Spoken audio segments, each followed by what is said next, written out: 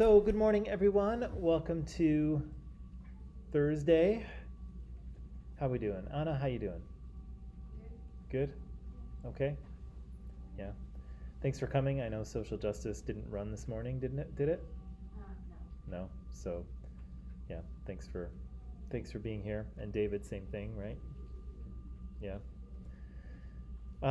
Okay, so what I'd like to do today is basically just two things, maybe three things. I'll hand back your quizzes, but I just got to get them from my office. But three things I want to do: hand back the quizzes at the end, but also talk a little bit about the project and the topic you might want to approach, and give you some time to work on that so that you can move forward. Okay? So, the first thing I want to do is go here. So, the first part of this assignment is going to be sources, right? And so we have to find quality sources and then we have to cite them properly, right? And so the first part of this assignment is just that, simply looking for things that you can use, sources of information for your presentation, and citing them correctly. That's all. That's all we really need to do here, okay? But there's a little bit more. If I said to you, Anna, if I gave you this book and I said, Anna, I need you to create a citation for this in MLA format, would you be able to do it, or would you have no idea what I was talking about? I would have no idea. Okay. David, would you be able to do it, or would you have no idea what I was talking about? What's that? I have no idea. No idea. Okay, good. We know where we're starting. So, again, I'm looking for you to be able to find good information and read it and understand it and synthesize and think critically. And whoops, I didn't change that. I don't want you to express your thoughts and what you've gained from social justice. I want you to, good morning. I want you to express what you know about history, okay? So, oh. How long were you gonna let me go without the screen on, you guys? Come on. Help me help you, you know?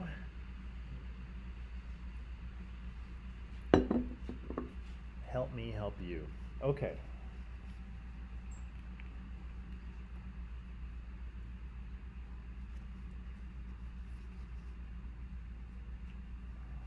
All right. I want you to be able to find information, good information, synthesize it into something, and then present it, okay? Again, lots of people out in the real world are not very good at this, okay? They don't know how to find information, they don't know what's good information, they can't understand it, or they synthesize it into something that it's not saying, right? So this is an important skill. It might sound boring, but it is critically important, okay? Now, when you present on something, whatever topic you present on, you're going to be looking up information, right? Because you're not just going to tell us what you already know, you're going to learn new things, right? And so you have to find information somewhere. You did bring her back. And you brought me lunch in payment for bringing Regina back late. You're very kind. Thanks, Felicia. No? No? It's not for me? My lunch. It's okay. You're okay. You can buy me lunch another time. So, I'm teasing. So when we look for information, the first thing we want to do is make sure that it is credible, right? That it is believable, that it is good quality information, right? We want source information from respected journalists. We want information from scientists, right? We don't want some weirdo in his basement, typing away at his own blog, right? And spinning all sorts of weird conspiracy theories. We don't want that stuff, right? We want good quality, factual information, okay? So, if we want to figure out how do we do that? if I go to a website, let's say, I pull up a website because I Googled something I was looking for, how do you know if you should believe what you're reading? And this could be any kind of website, right? How do you know that you can trust what you're reading? What do you think about?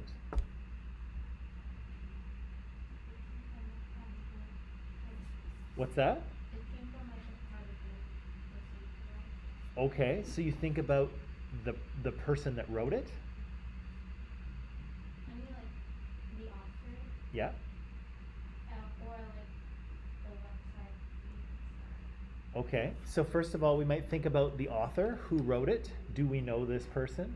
What if we don't know them?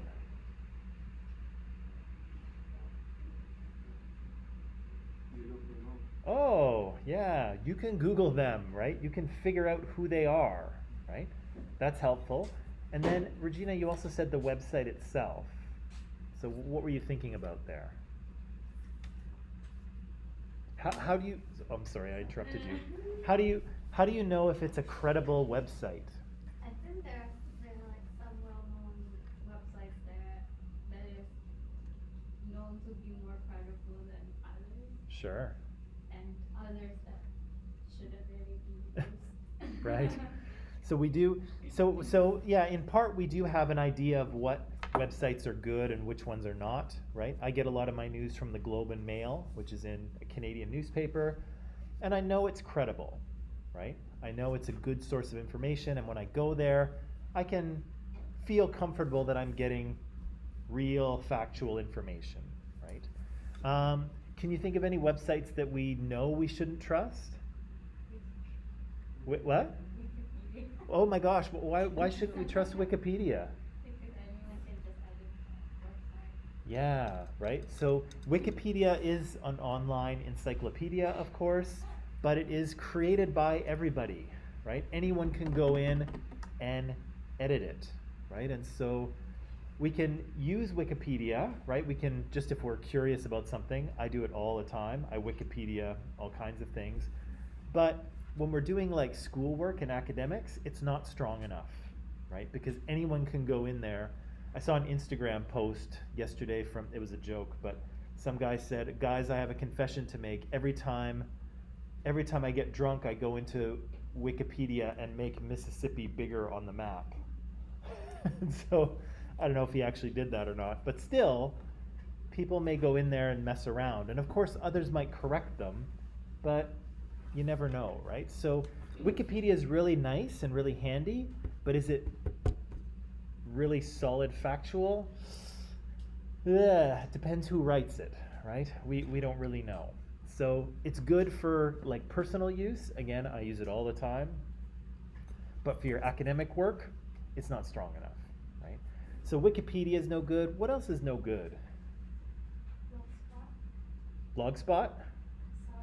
Some, maybe? If the author is like not really a specialist in that field or something.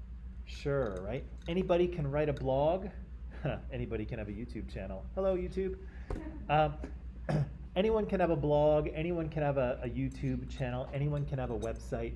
But it doesn't necessarily mean that what they write is factual and true, or that they actually know what they're talking about, right? So again, if somebody, if a Harvard professor has a blog, well, that's probably okay, right? But if we can't really tell who this person is or if they have any expertise, then it's hard to know, right?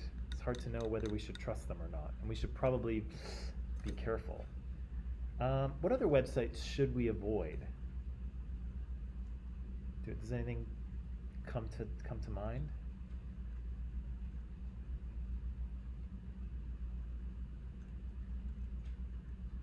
Okay, that's all right. So we've got, we look at the author, right? We look at the website for sure. What else do you guys look for? Maybe pretend you've Googled something that maybe you're unfamiliar with, and some things come up and you click on it, you start reading, you're at a website that you've never been to before, so you don't really know. What other kind of tools can you use to figure out if you should believe what you're hearing?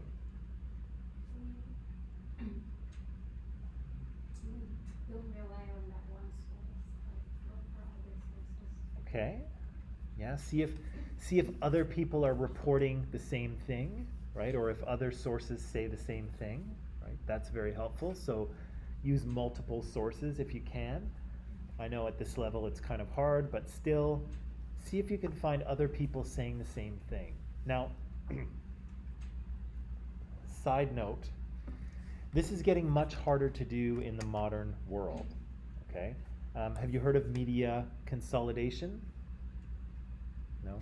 What's happened over the years is that as running a newspaper has become less and less profitable, because newspapers are paid for through ads, right? But nobody really reads newspaper ads anymore, right? Nobody reads newspapers anymore. And so it's difficult to make money with a newspaper. And so what's happened is that those newspapers have been bought up by bigger media companies. And so now one media company might own dozens of newspapers. And instead of paying dozens of reporters to report on the same story, they have one reporter and then they just share it to all of their newspapers, right? So you might say, oh, this is a strange story. Maybe I'll check this newspaper and I'll check this newspaper. And you check 3 or 4, but unfortunately you've just read the exact same story because they've just shared it throughout their platforms.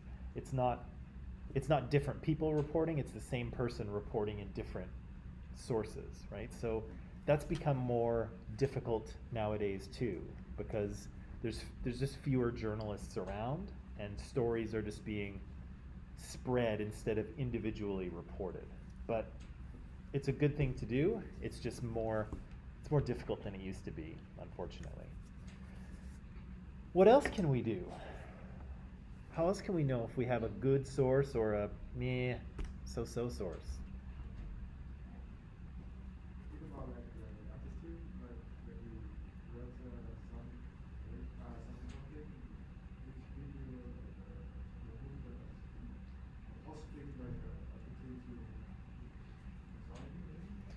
society. Say that again. It gives you a positive. Attitude.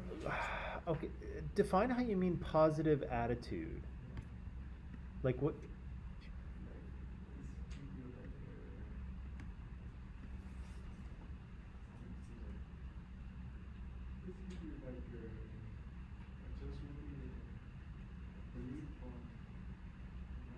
Okay, like you get a good feeling about it? Ooh, which is good, right? You should follow your instincts, right? But what I'm asking you to do, and you're right, but what I'm asking you to do is think about where those instincts come from, right?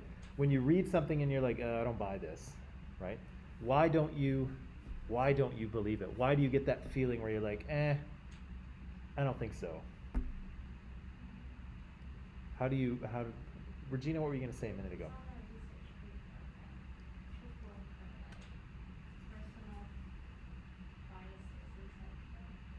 Okay. Oh, yeah. And maybe, yeah. So the idea about, is there a personal bias here, right? And this is true, although I would argue that everyone has a personal bias, right? Everyone, because if somebody was writing something with no bias, right, then they would have no reason for saying anything at all, right? Because they weren't trying to do anything. And we've talked about this in history as well, the idea that, when we're looking at primary or even secondary sources, it's important to know who the audience is, right? It's important to know who is being spoken to. And it's the same thing with things that we might look for. We want to think about, okay, who's this written for, and why is the person writing it, right? Are they just giving us information, or are they trying to convince us of something? And again, if they're trying to convince us of something, it's okay, right? It's okay if people are, because if you go to let's say you look at an academic journal, some sort of historical journal, and you probably shouldn't stay away from those. The articles are too long. It's too much for us right now. But if you go to them, every one of those journal articles will be trying to convince you of something, right? They'll be trying to convince you that this is the way we should see history. This is the way we should see this event, right? This was the significance of this person. This historical figure isn't quite who we thought he was. Let me try to convince you, right? All of those papers are, they do have a bias. They're trying to convince you. But some do it in a rational, logical way, and some try to use your emotions, right? And maybe that's another thing we should pay attention to is emotional activation, right? People who are not using rational arguments tend to use lots of big, exaggerated words, right?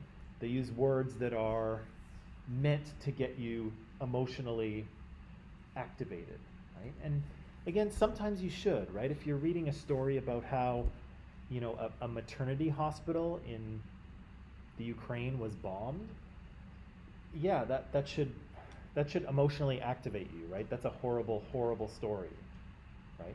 But some people like to try to use a lot of words or certain words to rile you up. And so keep an eye out for that, right? Because the more emotional buttons these people try to push, probably the less rational their story is, right? So again, it's okay for something to have a point and to have a bias. It's okay for you to feel certain things about certain articles, but we want to make sure that there's not an overt bias, right? In that they'll tell you anything just to convince you, right? We don't want that. How else might we know that we have a good source or a bad source?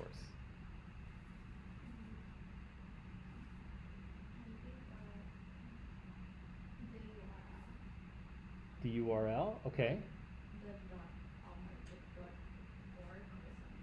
Sure.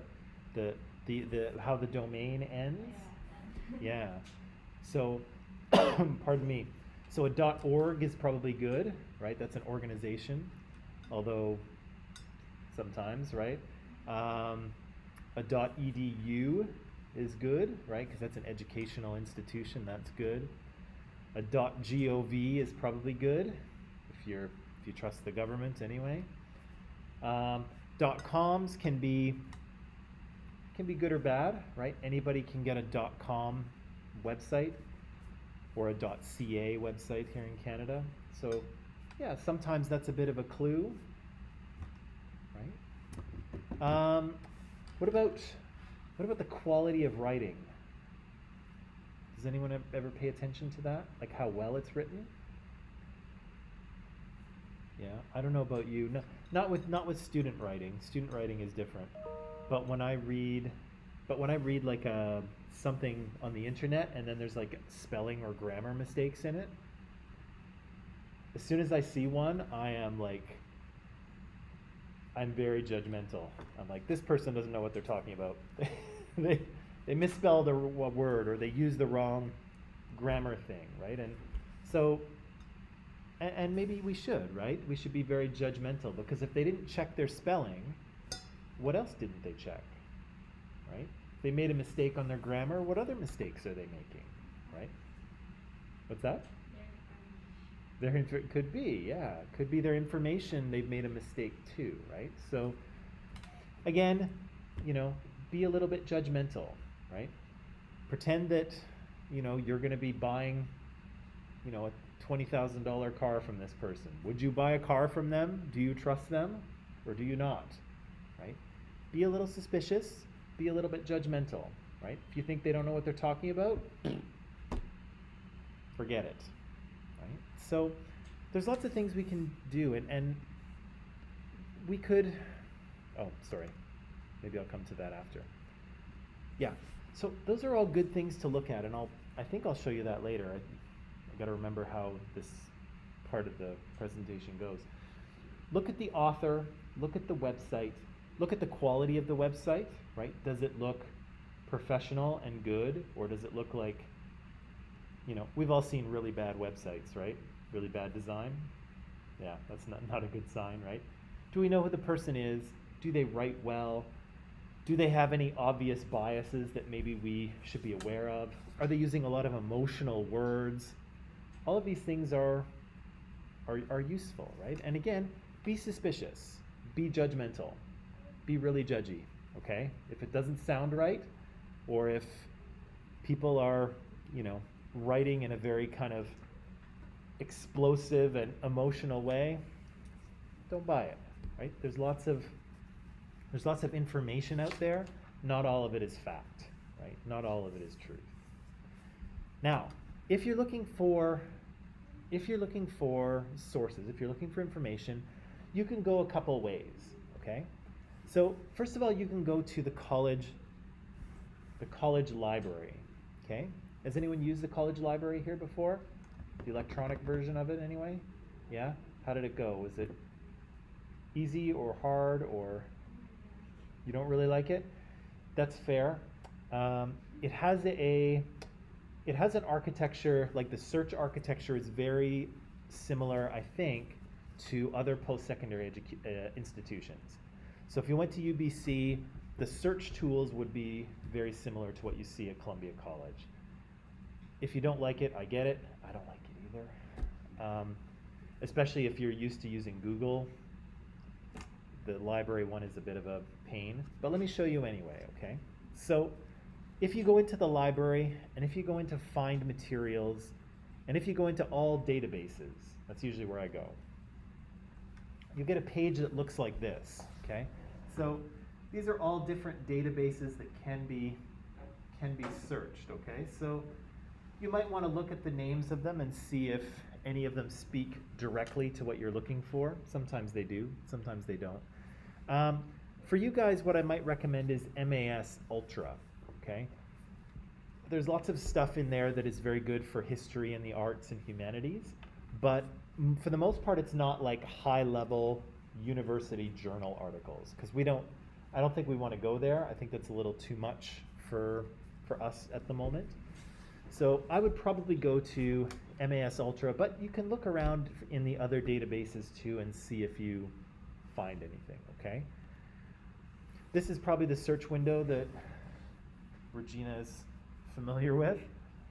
And it allows you to do things that you can do with Google as well. But it allows you to search for multiple things, right? So online you can't see it, but here where you select a field, you can select the author or the title or a keyword, and then you can select other words to go with it, right? Cold War and Vietnam, right? So you can search for things that have to do with the Cold War and Vietnam. Or you can change this word here, right? You can say Cold War or Vietnam, right? Or maybe you want to know everything about the Cold War except about Vietnam, and you can say not Vietnam, right? So you can do this in Google too, right? There's ways to search for two things but not this, or two things together. You can do it in this kind of search engine as well, and it'll bring up a list like this, right? Usually what I do is I check off things on the side. I usually check off full text because I want the full article. And I usually check off magazines and newspapers here. I don't want any book reviews, right? Reviews of books that were written. I don't care about that. I probably don't want any biographies, but maybe you do, right? Primary source documents. Here I have it unchecked, but if you're looking for those things, you can check it off. And that'll help kind of filter out some of the stuff you don't want to see, right? And then again, if you click on some of these, you'll be able to read the PDF, right? And the PDF is fantastic. I used to have to, this is dating me, I used to have to go to the library and at the university, find this stuff here, then go to like the 4th floor of the library and find the book, and then either take it out or bring it downstairs with my quarters and photocopy the entire article so that I could read it and highlight it and then know it for class. Unless it wasn't there, and then it was like, arg, right? So, what's that? I know, right? And at least we had computers to look in, right? The generation before had to look everything up on little cards in drawers. It's ridiculous. Half your degree was just looking for things in the library. You guys have it so much easier, so much better.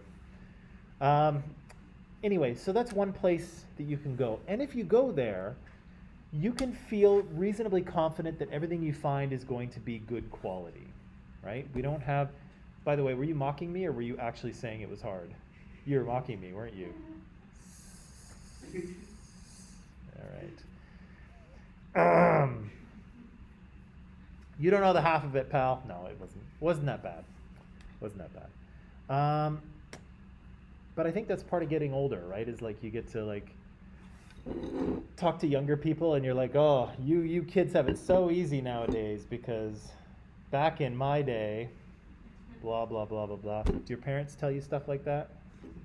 How easy your life is now because when they were young, they didn't have this or they didn't have that or they had to do this or do that? You've heard those stories before? Huh? No? Your parents don't? My parents were living their life. They were what? They were living their life. Living their lives? I was living my life too. Just part of it was in a university library, that's all. Okay, so if we find stuff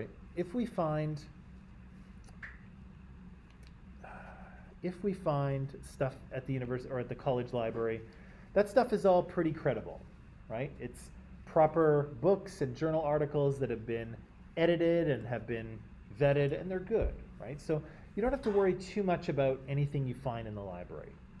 But most of us, of course, like to go right to the internet and Google the heck out of something, and I get it. I do it all the time. What I might suggest to you is maybe look at Google Scholar, okay? Google Scholar is good for finding things that are actually of academic quality, and Regina's used that and it was good. Good experience. It's easier than the library. It's what? It's better than the library. It's better than the library? Would recommend? Would recommend? Okay. So Google Scholar is a good one. Again, make sure that you don't get into anything that's too big, right? Because you may find things that are like college or university level papers. Sometimes they're 20, 25, 30 pages. You don't want that, okay? If it's anything like that, let it go. It's too big for us. If you want to use it, great, but I don't expect you to, okay?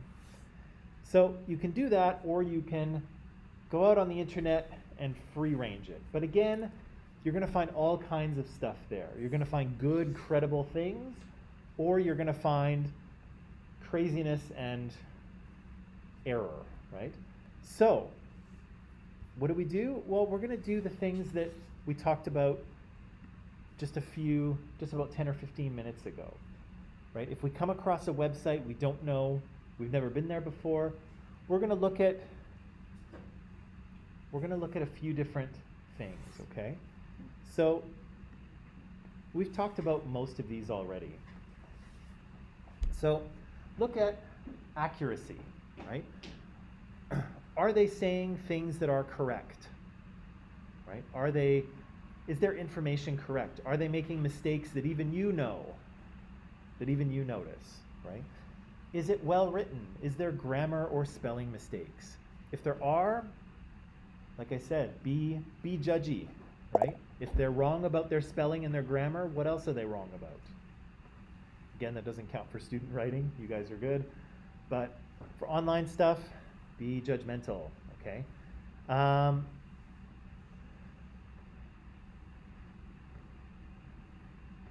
to think.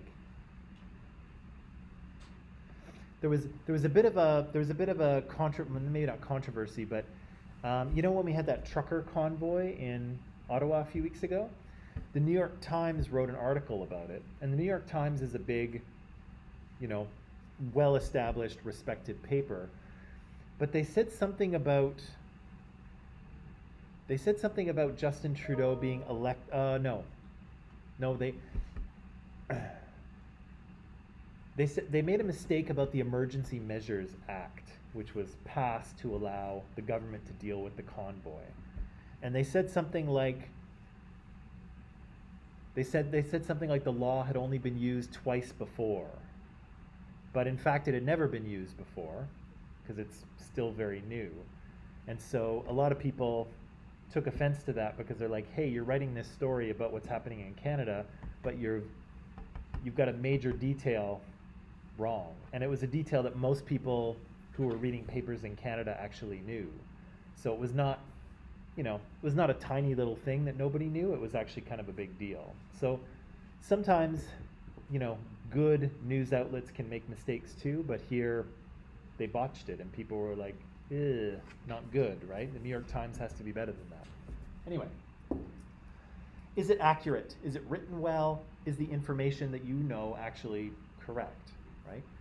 We started out talking about the author, right? So who's the author? Do we know who they are? Can we Google them? If we can, are they knowledgeable? Are they a history professor or someone who's done kind of extensive work in the field you're looking into? Or are they some bozo, right? Or both? Is there a female term for a bozo? Bozoette? I don't know. The author is important, right? Currency. So is your information newish or oldish, right? And again, it depends on what you're looking for, right? If you want to talk about current events, you probably don't want to read articles from 1985, right? If you're writing something to do, if you're writing something to do with social justice, don't go back to 1985 because social justice didn't exist then, right? You're looking for things that are new, right? So pay attention to how old your stuff is. But again, if you're looking for something about the Cold War and it was published in 1980, that might be okay, right? Because the Cold War was on in 1980. We might look at it differently today, but it might be relevant, right? We talked a little bit about this. Is it fair, right? So is it okay for a piece of writing to have something to argue or something it's trying to convince you of? Yeah, of course. And in fact, most writing is trying to convince you of something. But is it being fair, right? Is it making a solid argument and saying, you should believe this, Abby, and here's why you should believe it? Or is it trying to activate your emotions and make you scared or angry, right, or upset? And if it is, it might not fit the fair criteria, right? It's not being fair.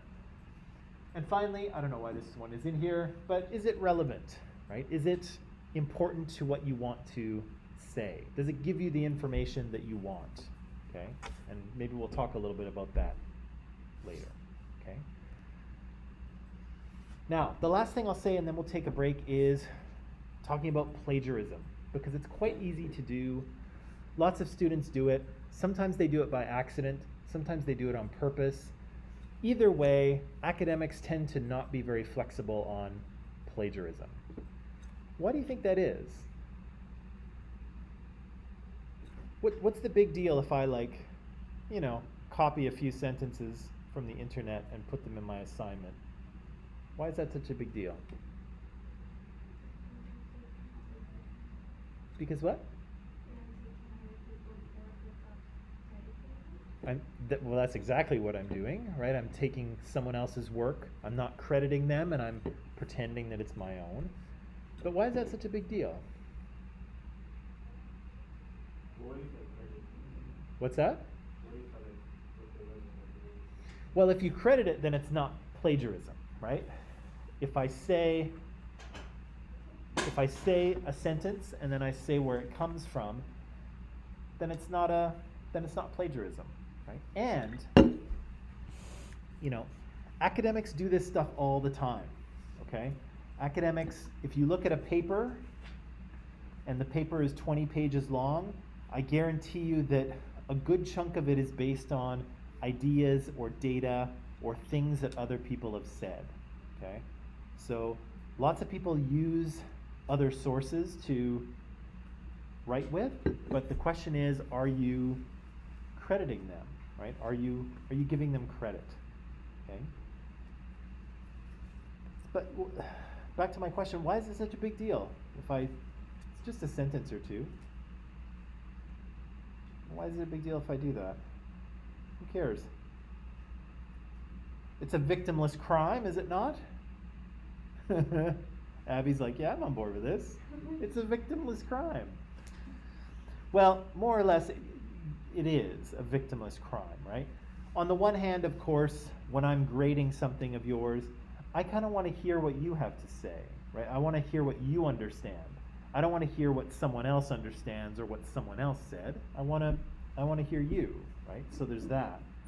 But the bigger part of it has to do with how we actually build knowledge and build science, right? We've been able to do some pretty scientifically amazing things, have we not? Have we not? Yeah, we have, right? And the way we've actually been able to do that is because people share their knowledge, right? People discover something and they share it with people, right? They discover a cure for something or a new way to treat this metal or, you know, some sort of non-stick coating or whatever it happens to be, a gene editor, and they release it to everyone. They don't just keep it hidden away. They spread it around, right? And when they do, it allows people to sort of take the next step, right? To use that knowledge to figure out other things. Sometimes things that are even in a totally different field, right? Something can inspire something else. So our ability to become kind of technologically advanced means that everybody has to share what they know. But if somebody wasn't going to get credit for what they discovered, would they be as eager to share?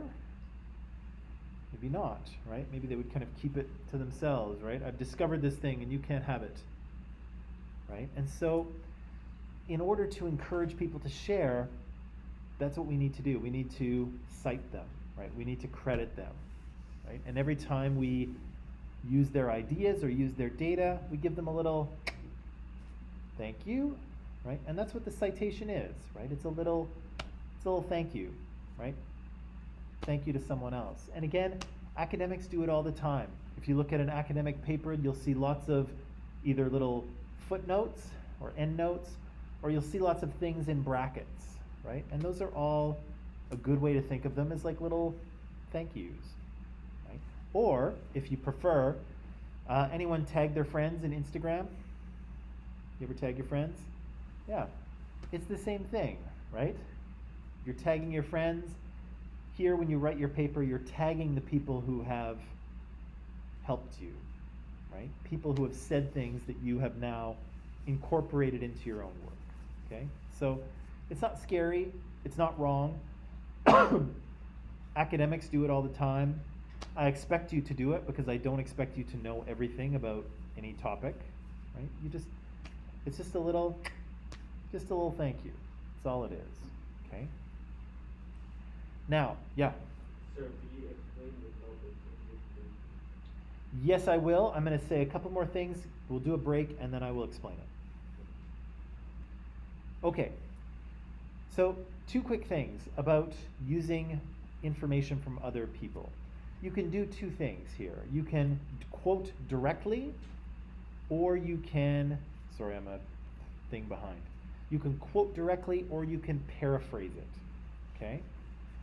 If you're paraphrasing, what does that mean?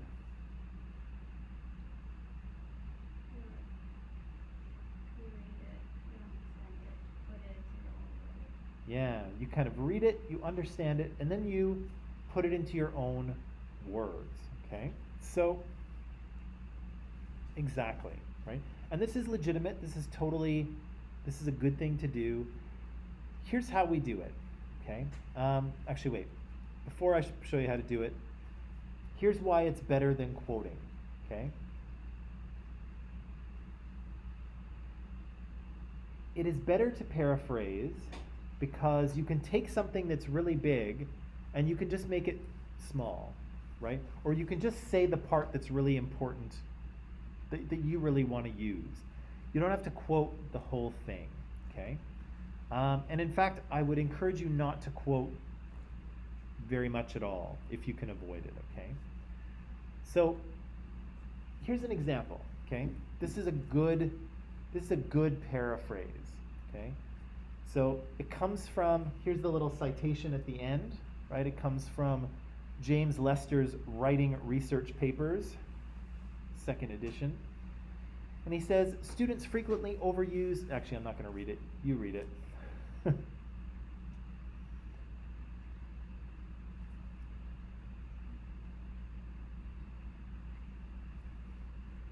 Yeah. And then, here's a paraphrase, right? You can see it's a little bit shorter, says basically the same thing, right? Says the same thing, but it's in new words, right? It's in the writer's own words, and it's got a little citation there, right? Little thank you to James Lester. Thank you, James. Appreciate that. Right? You could even make your paraphrase a little shorter if you wanted to, right? So James Lester is saying this big thing, and you could probably say it very quickly in a sentence. Academics do this a lot, right? They're like, oh yeah, so-and-so said this, and so-and-so said this, and then somebody else came along and said something else, and they explain it, right? Now, here's what you don't want to do. Have a look at these two things.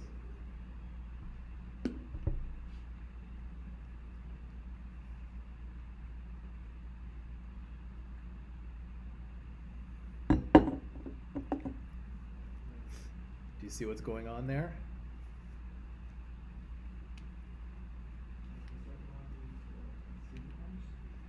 The second one is what? Yeah. Right? They kind of pulled out, this student or this person kind of pulled out their thesaurus, right?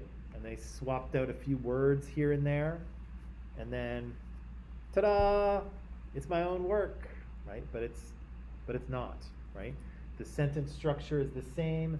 They've just used synonyms, right? Instead of overused, they use too many, right? And that's not enough, right? So like Regina says, we've got to read it, we've got to understand it, and then we've got to say it ourselves, okay? And it takes a little practice to do, right? It's not that easy, especially when you're trying to work with something maybe that you don't understand very well. It can be difficult, but that's what we want to do, right? And note here that there's what? Yeah, there's no citation, right? There's no thank you. So that's totally plagiarized because it's not different enough from the original one, and there's no citation, right? So we want to aim for something that looks like this, or something that looks like this, not something that looks like that. Okay? Now, if you quote somebody, you have to use their exact words, okay? And we've seen this slide before. I think I showed it to you maybe on the first or second day of this class, that Wilfrid Laurier was saying, let me tell you, my fellow countrymen, that all signs point this way, that the 20th century will be the century of Canada and Canadian development, and for the next 100 years, Canada shall be the star toward which all men who love progress and freedom shall come. Right? So we read that one early on, and you can see it's Laurier's exact words.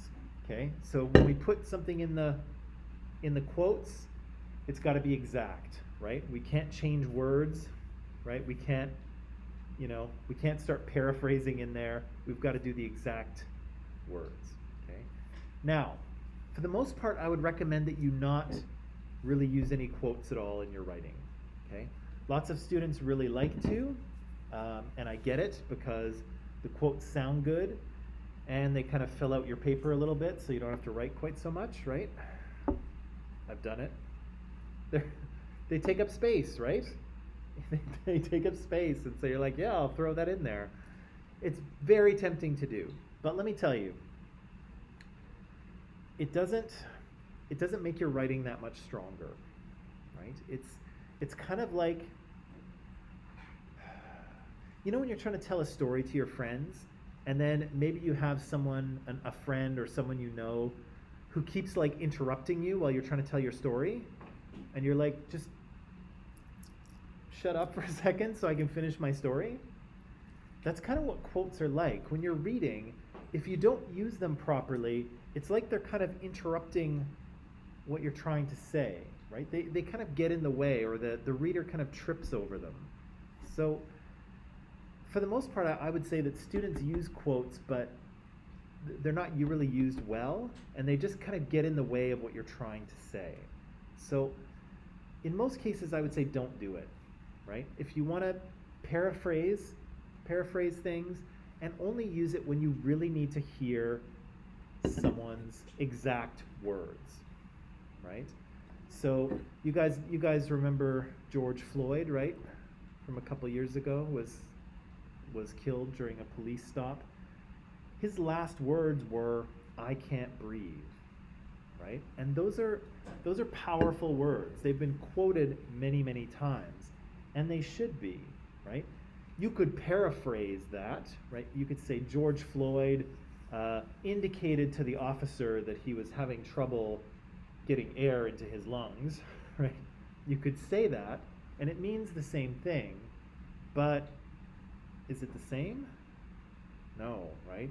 That original quote is like, bam, right? It hits you harder, right? And so sometimes you need someone's exact words, right? Especially if you're trying to drive something home, right? Or if we're saying, oh, I wonder how Wilfrid Laurier felt about the 20th century. Well, he says it here in his quote, right? And we could give the quote and say that you could tell that he was very optimistic about the 20th century. So if we really need to hear the words from someone, absolutely quote it. But I would encourage you to not quote so much, because it just takes away from you saying what you want to say. Okay? All right. I think I would like to take a break now. Would you? Okay. Take a break, come back, and then, like Abby requested, we'll talk about topics. Okay?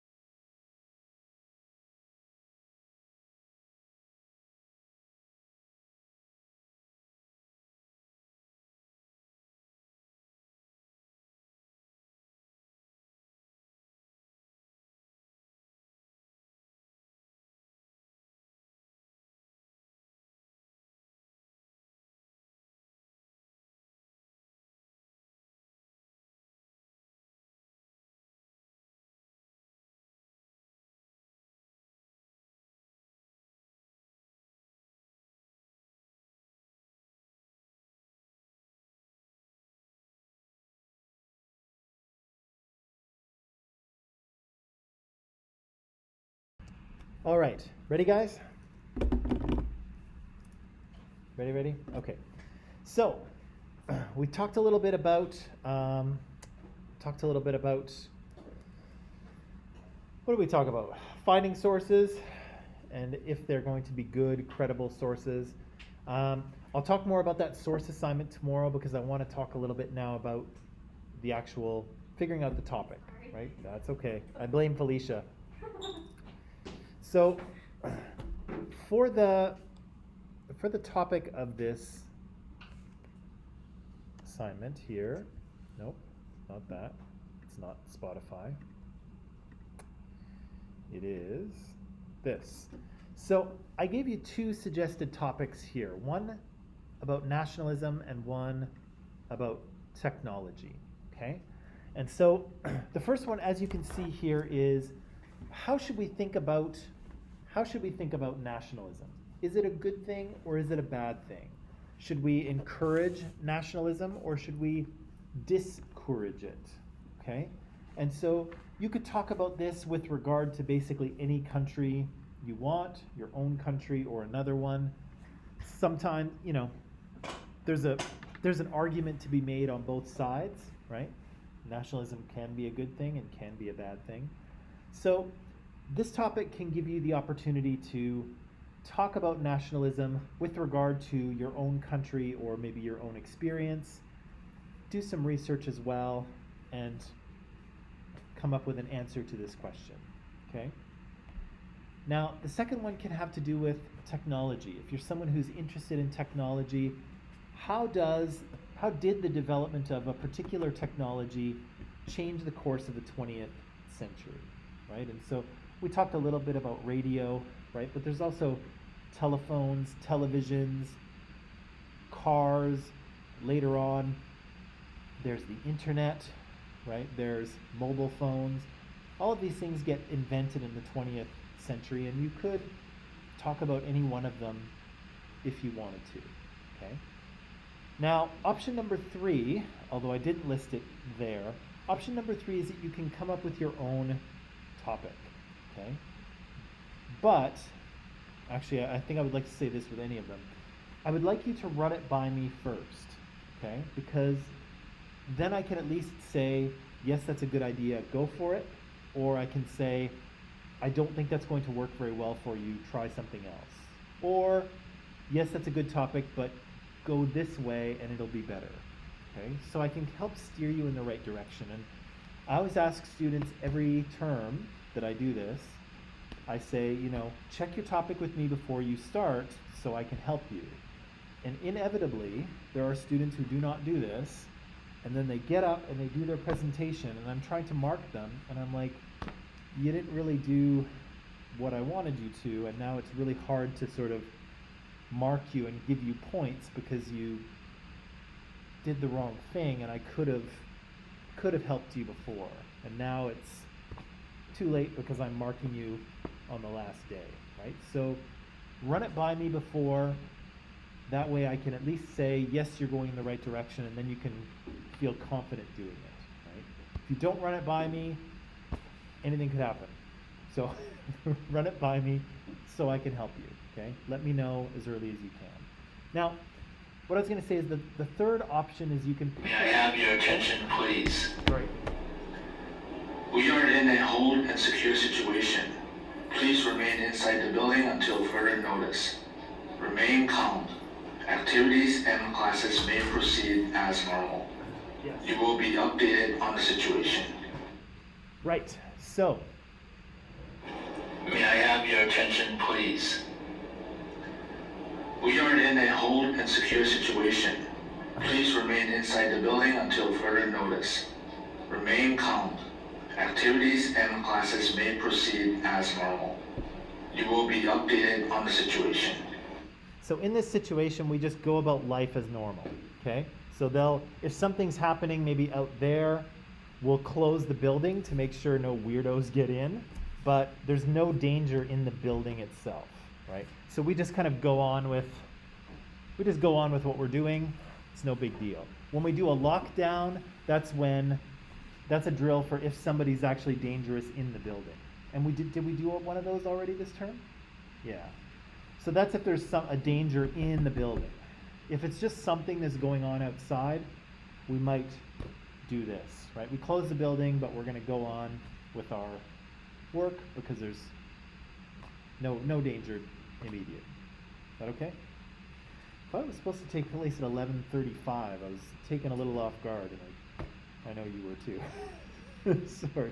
The speaker's right over you, though, so it's like, yeah. Remain calm as they blast it in your face, right? Okay, so you can do a topic of your own, a third topic, okay? Now, if you have something in mind, again, please check with me, and then I can either help you shape it, or I can say, yes, go for it, or I can say, I don't think you should do it. If you have a book, a good place to look is actually at the end of the chapters, okay? So if there's something you're interested in, so here I'm in the USA Cold War chapter. May I have your attention, please? Oh. The building emergency has ended and That's all me. clear has been given. Please resume normal activities. Yeah, but they slowed down my voice so it's lower. But that is actually me. Is that weird? I don't know why they slowed it down. I sound like Darth Vader now. Return to your normal activities. Anyway. I keep getting rudely interrupted here. So, if you go to the end of any of the chapters, you'll see that they've got critical analysis and they've got research questions, okay? So if you need some ideas, that might be a good place to look, right? Because they do suggest some things that you could look into. So again, if I was interested in USA and the USSR and the Cold War,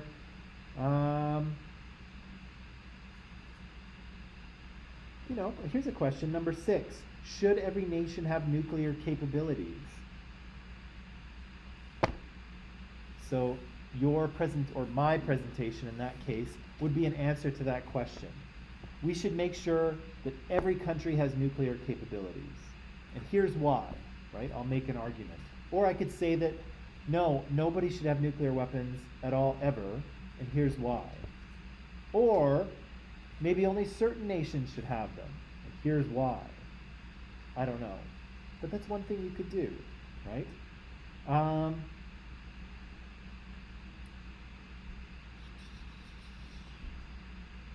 Let's see.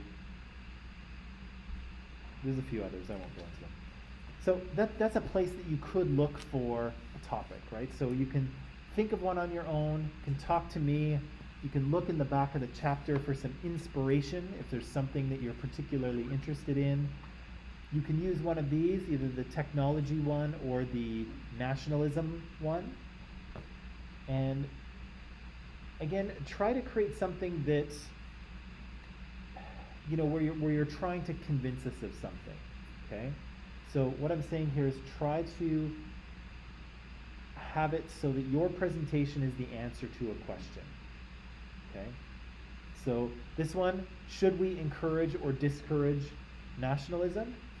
We should encourage nationalism, or we should discourage it, or we should encourage this type of nationalism and not this type, or we should only encourage it in this kind of way, right? So we're going to be answering a question, right? We're not just going to be throwing information up there. We're going to be trying to prove a point, okay? And again, I don't too much care what point you're trying to make, as long as you're trying to answer a question, okay? Does that help a little bit? Okay. So maybe what I'll do now is I will turn. Yeah. How long it should be? It should be. I'd like it to be about 10 minutes or so. I guarantee you that sounds like a long time, but it's actually not. Every time, 10 minutes is not long. Okay, but I would like about 10 minutes. If you go over, it's okay. I'm not going to cut you off mid-sentence, but try to keep it around there. Okay, it sounds like a long time, but it's really not. Um, yes. Any other questions at the moment? Oh, yes. Do we need to have a topic tomorrow? Not necessarily, because we're a little bit behind because I was out for a few days, and so that first part of the assignment, the sources thing, I think I'll make that due for next Friday, okay? Because it's we just talked about it today. It's not fair, right? So we'll make it due for next Friday.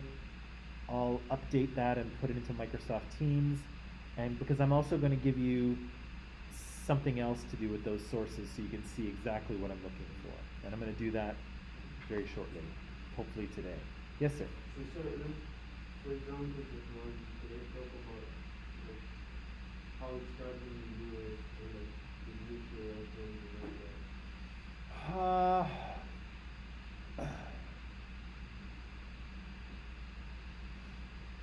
Here's my other piece of advice to you, and this is good advice for anything you're writing or presenting on. The more narrowly you can define your topic, the better it is. Okay? Because if your topic gets too big, you suddenly wind up with way too much information, and then you can't say anything really interesting. Okay? So nuclear weapons is a big deal. Okay? If you want to talk about the Manhattan Project, what kind of question could we ask about the Manhattan Project? The project to develop nuclear weapons in the first place.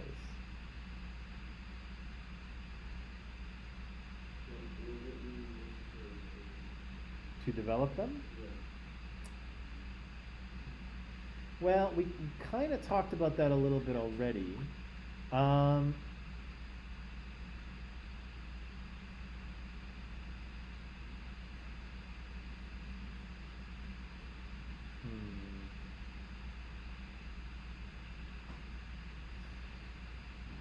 Was it necessary? You could,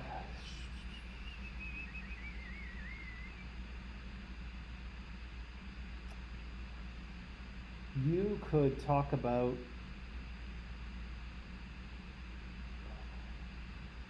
one question. I don't know if there's anything on this. One question might be, why did the Americans succeed in creating an atomic bomb whereas the Germans failed?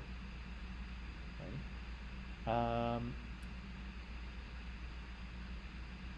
How were the Soviets able to develop this technology so quickly after the Americans did? It only took them 4 years, right? The Americans used their first atomic weapon in 1945. 4 years later, the Soviets had the same capability. How did they get there so fast? Right? Was it necessary is a tricky one because it's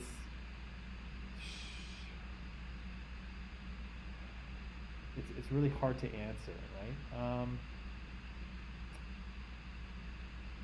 We could talk more about that one if you want. But yeah, let's not try to go somewhere where we've already been, right? But okay. Right. So can I turn you loose to sort of try to figure something out? And if you have questions, you can come up and talk to me, and I'll work out the sources assignment and post it so that we can have it there. Is that okay for the rest of the class? Oh yes. Yeah, if you start working, I'll go get them. They're just in my office, and I'll pass them back to you. Is that okay? Okay. Avi's okay? Regina, you okay? David, you okay? All right. Anna, you okay? All right. So I'll let you get to work on discovering a topic. If you have questions, you can let me know. And online people, of course, you can do the same.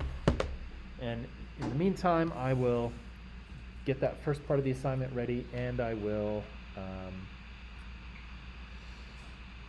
I'll get your quizzes very shortly too.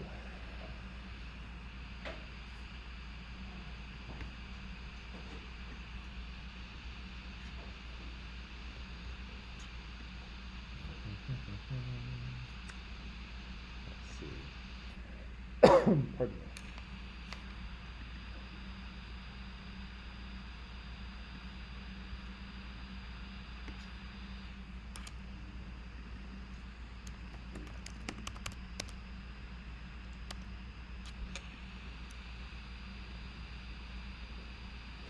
Did they tell us the hold insecure was over?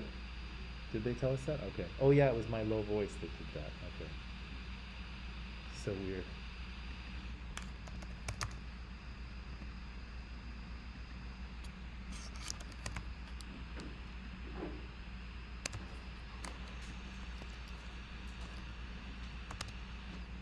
It is.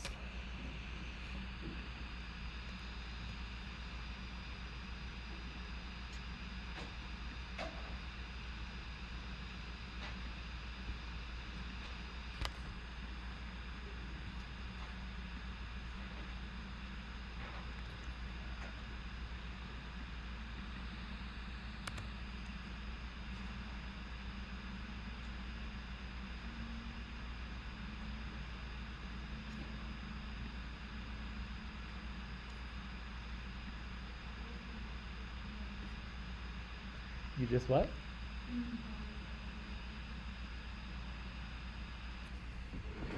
There's a what now?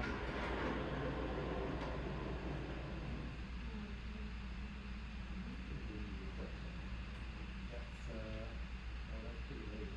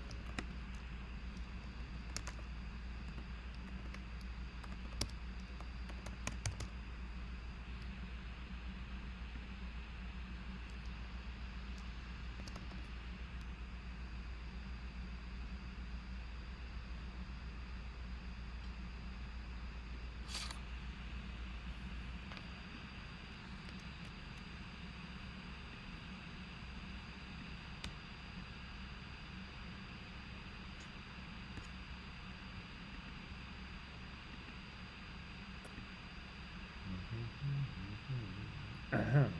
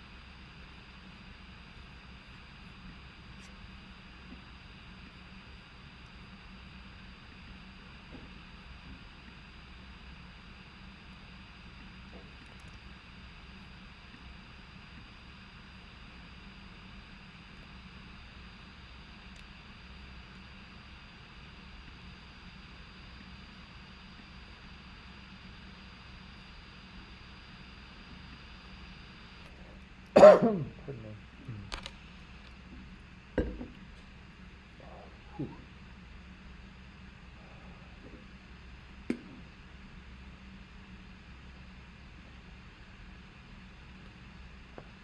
This outer mask is so warm, and I've got two of them on, so Every time I take it off, it's just like this breath of fresh air. It's like, oh, God. Just a few more days. Next week I'll go back to one, but just in case for now.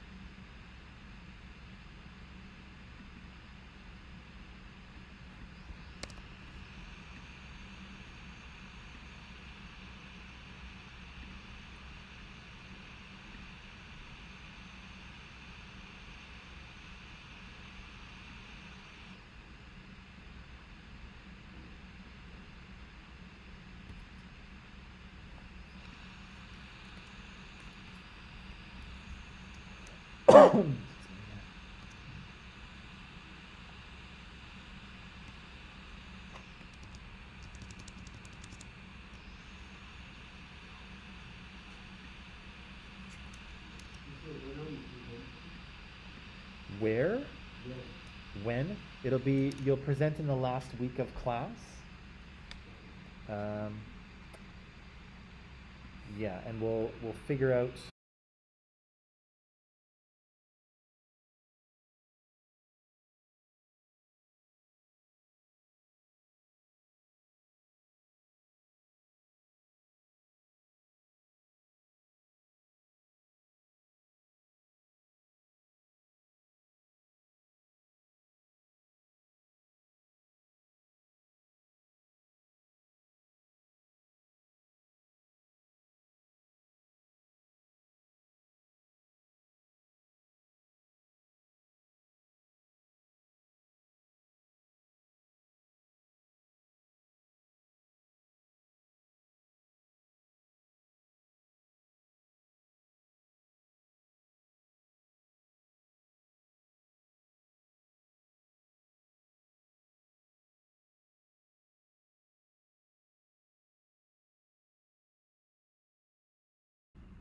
Yeah.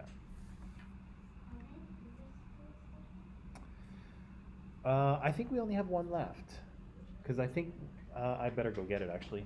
Number 4, right? We did number 4 just a couple days ago. Okay, I'll be right back.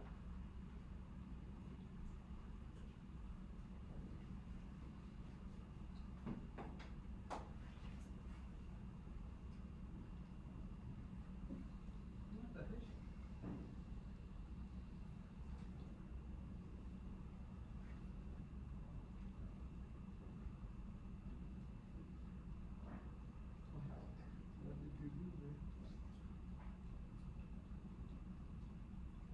That's so sneaky. Huh? So sneaky. Like you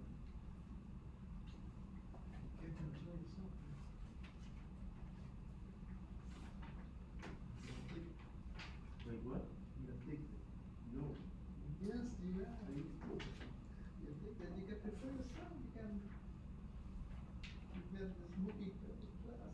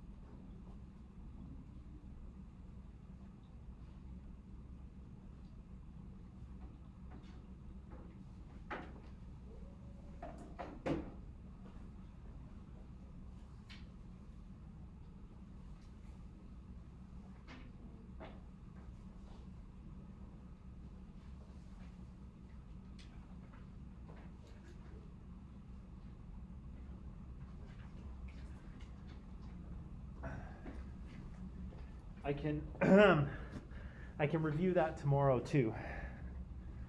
I'll review that with you tomorrow.